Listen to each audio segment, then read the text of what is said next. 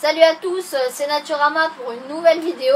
Et aujourd'hui on va vous apprendre à comment faire un toit. Donc cette idée de vidéo nous a été demandée par Rick Split. Donc on va lui faire là maintenant. Et on vous invite aussi à aller voir sa chaîne puisqu'il fait des super trucs. Voilà, et donc on le remercie encore une fois. Voilà, donc on va tout de suite commencer. Donc en fait pour bien construire un toit, ça va se dérouler en 4 étapes, voire 5 si vous voulez le faire bien étanche, mais on vous expliquera ça à la fin. Voilà, donc la première étape, que vous soyez dans une cabane au sol ou dans les arbres, il va falloir mettre des pylônes, donc comme ceci. Voilà. Donc en fait c'est des poutres rondes. Voilà, donc pour qu'elles tiennent bien sur votre plancher, si vous êtes dans un arbre, nous on a mis des clous en diagonale qui rentrent dans le sol, comme ceci. Voilà, il y en a plusieurs, mais là, il y en a un là aussi, là. Donc voilà, pour que ce soit bien solide. Si vous êtes au sol, plantez vos pylônes d'environ une trentaine de centimètres pour que ce soit bien stable. Voilà, donc ça c'était l'étape 1. Une fois que vous avez fait ça, vous pourrez continuer avec l'étape 2 qu'on va vous montrer tout de suite. Voilà, alors l'étape 2, ça va être de rajouter des poutres qui relient chaque pylône.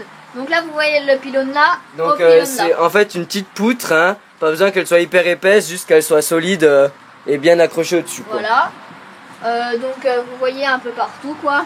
Ici, là, là, et en fait ça fait tout le tour pareil que les murs. Voilà, tout le tour de la cabane.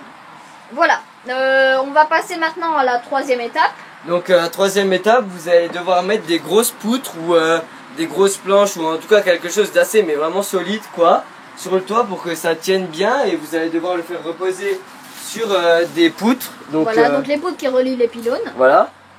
Donc par exemple celle-ci, et à l'opposé donc là-bas, si vous suivez bien, elle repose là. Donc voilà. Les poutres, c'est pour ça qu'elles doivent être bien solides parce que c'est ça qui va soutenir un peu tout le toit. Voilà, donc nous on en a trois, il y a celle-ci au milieu, celle-ci à droite et celle-ci à gauche. Donc on vous conseille de pas trop les espacer parce que vous voyez, nous on a déjà mis quelques planches là. Voilà. Et si vous les espacez trop, le problème c'est qu'au milieu les planches sont trop fragiles. Alors là, bien qu'elles soient solides, peut déjà ça craque déjà pas et tout. Donc voilà, c'est très solide. donc on vous conseille juste d'en mettre au moins 2 ou 3, enfin en fonction de la taille de votre cabane. Voilà, donc maintenant l'étape 4.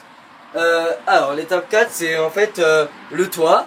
Donc vous allez devoir recouvrir tout ça de planches. Donc là vous voyez déjà d'en dessous, mais on va monter après pour vous montrer d'en haut. Voilà. Comme ça vous verrez mieux. Et puis il faut bien coller les planches pour pas que l'eau passe. Et si vous voulez faire votre toit en 5 étapes, on vous montrera une astuce pour que ce soit encore plus étanche.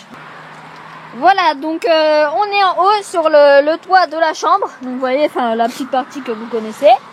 Et d'en haut, bah, la cabane ça donne ça. Voilà. Alors les planches, vous voyez, on en a déjà mis 2 dans la colonne de gauche et 3 ici au milieu.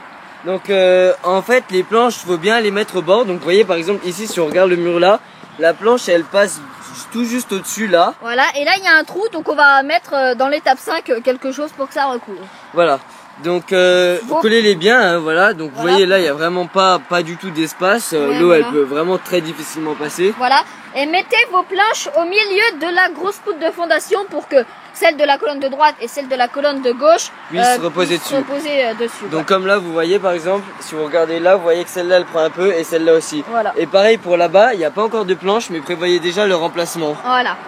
Donc maintenant l'étape 5 et dernière étape. Si vous voulez vraiment rendre étanche votre toit, mais ça c'est pas nécessaire si vous aimez avoir plusieurs. Ouais, voilà. Rajoutez une bâche comme celle-ci, enfin n'importe quelle bâche, mais nous on a trouvé une comme ça.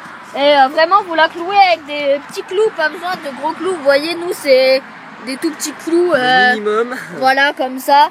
Et voilà. Donc ce qu'on vous conseille juste aussi pour que ce soit vraiment étanche, votre bâche vous la laissez dépasser un peu, par exemple ici vous la laissez dépasser de ça à peu près. Donc voilà. Et vous repliez après ça là-dessus pour cacher tous les trous et que l'eau ne s'infiltre pas entre les murs, par exemple ici. Voilà. Voilà, donc en espérant que ce tuto vous ait plu et vous sera utile. En tout cas, nous on vous invite à rejoindre notre page Facebook. Voilà, là où on y met des photos et on vous informe des prochaines sorties de vidéos. Et on vous demande aussi, enfin si vous voulez bien sûr, de nous proposer des défis et de laisser des commentaires sur la vidéo ou les vidéos voilà, de notre chaîne. Si vous voulez qu'on vous fasse un tuto sur n'importe quoi, demandez-nous, ça nous fera super plaisir. N'hésitez pas pardon, à vous abonner, à aimer la vidéo, etc. Et voilà, donc ciao tout le monde.